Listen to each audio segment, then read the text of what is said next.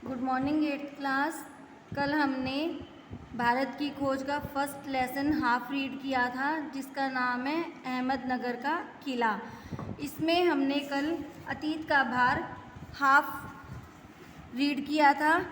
एक बार मैं आपको दोबारा से बता देती हूँ कि अतीत के भार में क्या क्या रीड किया था हमने। अहमदनगर के किले में जवाहरलाल नेहरू ने बागवानी करना शुरू किया। वे घंटों तपती धूप में क्यारियाँ बनाते थे और वहाँ की जो मिट्टी थी वो क्या थी, पथरीली और पुराने मलबे से भरी हुई थी। उसमें से एक उन्हें ऐतिहासिक घटना याद थी, जिसका नाम है चांद बीबी के साहस की कहानी, जिसने अकबर की शाही सेना के विरुद्ध अपनी सेना का नेतृत्व किया था और अपने ही एक आदमी ने उसकी हत्या कर दी थी। अब हम आज इससे आगे का रीड करेंगे कि अतीत के भार में और क्या क्या है।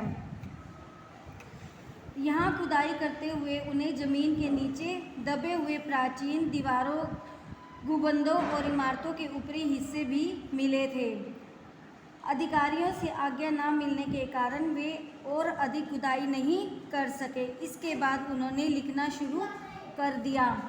उनका मानना था कि वे जब तक आज़ाद नहीं हो जाते और अपने कर्म के द्वारा वर्तमान को अपने अनुभव का हिस्सा नहीं बना लेते, वे उनके संबंध में लिख नहीं सकते।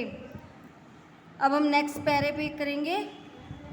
वे पैगंबरों के समान भी भविष्यवक्ता नहीं बन सकते और हिस्सा नहीं बना लेते थे।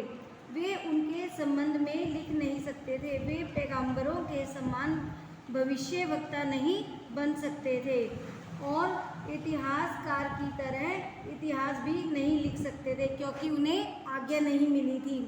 इन दिनों में वे जो कुछ अनुभव कर रहे थे उसे ही वे लिखने लगे।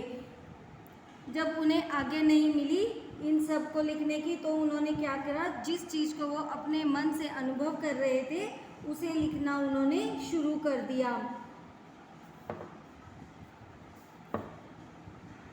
वे गेटे के इस विचार को मानते थे कि इस तरह का इतिहास लेखन अतीत के भारी बोझ से मुक्ति दिला सकता है।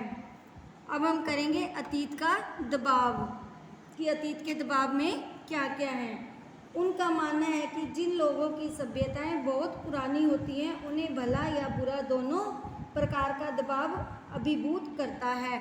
सबसे पहले तो हम यहाँ पर ये देखेंगे कि दबाव किसे कहते हैं। दबाव क्या होता है, भला हो या बुरा, इन दोनों में से हम कुछ भी लिख सकते हैं। दबाव का मतलब भला हो या बुरा। वे अपनी विरासत के बारे में सोचते हैं कि क्या विगत हजारों वर्षों में मानवता ने जिसे प्राप्त किया है वही उसकी विरासत है। वे स्वयं को मानव की विजयों के उल्लास, पराजयों के यंत्रगणना, साहसिक कार्यों के आनंद का वारिस मानते थे। यहाँ पर वारिस विरासत पैसा जायदाद नहीं है, यहाँ पर विरासत का मतलब है साहसिक कार्यों के आनंद का वारिस मानते हैं। वे भारतवासियों की विरासत में एक विशेष बात देखते हैं और इसी के संबंध में लिखना चाहते हैं। ठीक है बच्चों, आज हमारा ये फर्स्ट लेसन कंप्लीट हो गया है, भारत की खोज का अहमदनगर का किला।